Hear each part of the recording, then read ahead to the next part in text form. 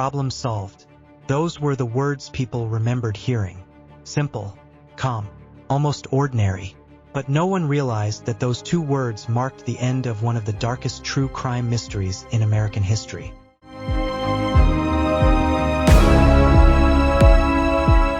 The girl everyone knew as Sharon Marshall wasn't really Sharon Marshall. The man she called her father wasn't her father. And the life that looked almost perfect from the outside was actually a prison built on lies, fear, and unimaginable abuse.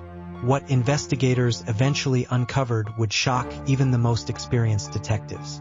This is the unbelievable true story of Sharon Marshall, a woman whose real identity remained hidden for decades. And by the end of this story, you'll understand why some investigators believe that not every secret in this case has been uncovered. At first glance, Sharon Marshall seemed to have everything. She was stunningly beautiful, intelligent, and charismatic. Teachers admired her. Students wanted to be her friend. She consistently earned top grades, won academic competitions, and impressed everyone who met her. Many believed she had a brilliant future ahead of her. She even received scholarship offers that could have changed her life forever. But there was something strange. No one really knew much about her family. Her classmates rarely visited her home. She almost never talked about her childhood. Whenever someone asked about her mother, she would quickly change the subject. And the only person constantly by her side was the man everyone believed was her loving father. His name was Clarence Hughes. Or at least, that's what he wanted people to believe. No one imagined that almost everything about him was a lie. As Sharon grew older, subtle warning signs began appearing. Some classmates noticed bruises on her arms. Others remembered seeing sadness behind her smile. Whenever teachers asked if everything was okay, she would smile politely and say, "Everything's fine." Sometimes she would simply say, "Problem solved." Nobody questioned it. Looking back years later, many people admitted they wished they had asked more questions. Because Sharon wasn't just hiding family problems. She was hiding a nightmare.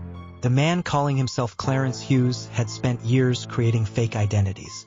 He constantly moved from one state to another. Whenever neighbors became suspicious, he disappeared. He forged documents. He lied effortlessly. He manipulated everyone around him. To the outside world, he appeared to be a caring single father doing his best to raise a gifted daughter. Behind closed doors, however, investigators would later discover a horrifying reality.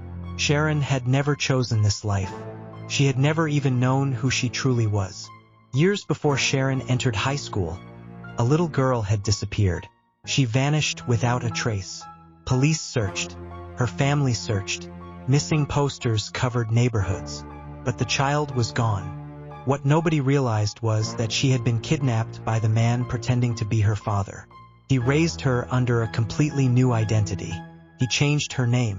He controlled every part of her existence. He isolated her from anyone who might discover the truth. Most terrifying of all, she believed him. Imagine growing up convinced that your kidnapper is your father. Imagine having no memory of your real family.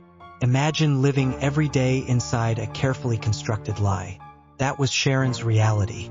Despite unimaginable circumstances, Sharon excelled in school. Teachers described her as exceptionally gifted. She loved science. She dreamed of attending college. She wanted independence. She wanted freedom. For a brief moment, it seemed possible. A prestigious university recognized her extraordinary academic achievements and offered her a scholarship. Everyone celebrated. Everyone, except Clarence. He had no intention of letting Sharon escape. Because once she left, his secrets might be exposed. So instead of allowing her to begin a new life, he tightened his control. And then something happened that shocked everyone around her. While still a teenager, Sharon became pregnant. People assumed she had a boyfriend. Few asked questions.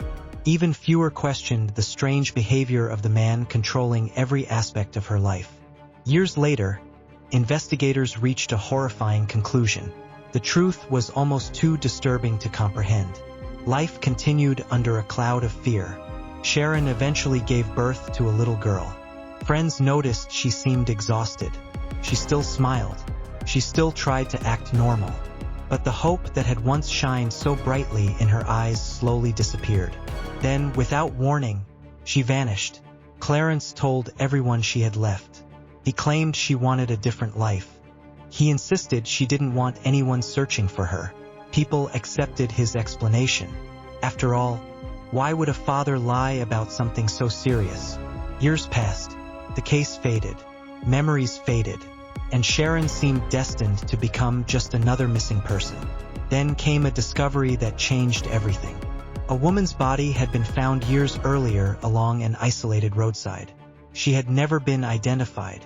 No missing persons report matched her. No family came forward. Eventually, the case grew cold.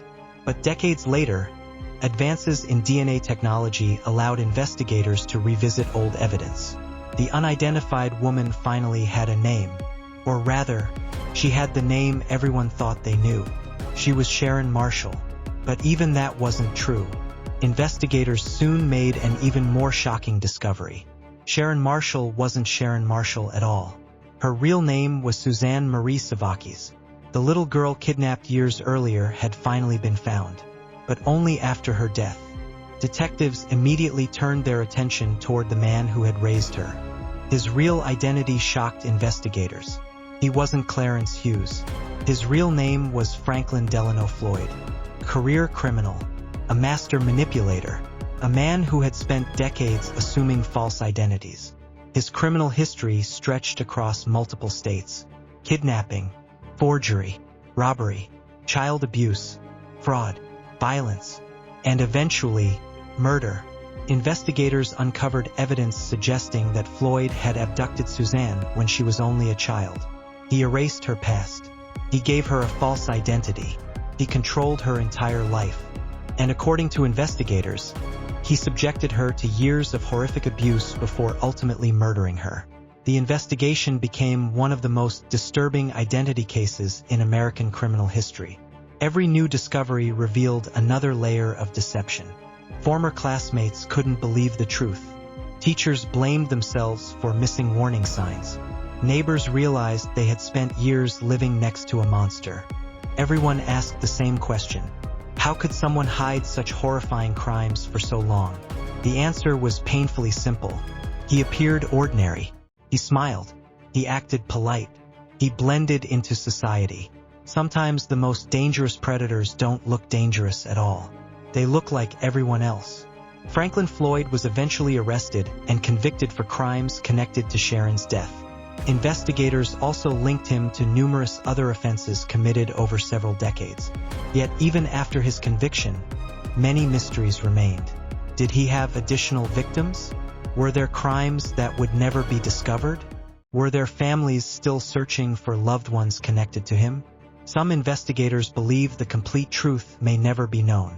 Perhaps the saddest part of the story isn't just Sharon's tragic death. It's everything she never had the chance to experience. She never got to attend the university that believed in her. She never lived the independent life she dreamed about. She never discovered her true identity while she was alive. She never reunited with the family that had spent years searching for her. Instead, the truth arrived only after she was gone. DNA gave her back her real name, but it couldn't give her back her life. Today, the story of Suzanne Marie Sevakis, known for years as Sharon Marshall, stands as one of the most heartbreaking examples of stolen identity, manipulation, and survival against impossible odds. It also serves as a reminder that appearances can be dangerously misleading. Behind a perfect student was a terrified young woman. Behind a caring father was a ruthless kidnapper. Behind the words, "problem solved," was a tragedy that would remain hidden for decades. And perhaps the most unsettling question still lingers. If DNA technology had arrived just a little later, would anyone have ever discovered who Sharon really was? Or would Suzanne Marie Sevakis have remained a mystery forever? Sometimes justice arrives. Sometimes truth survives. But sometimes it takes decades for the world to finally learn someone's real name. And that may be the most haunting part of this entire story.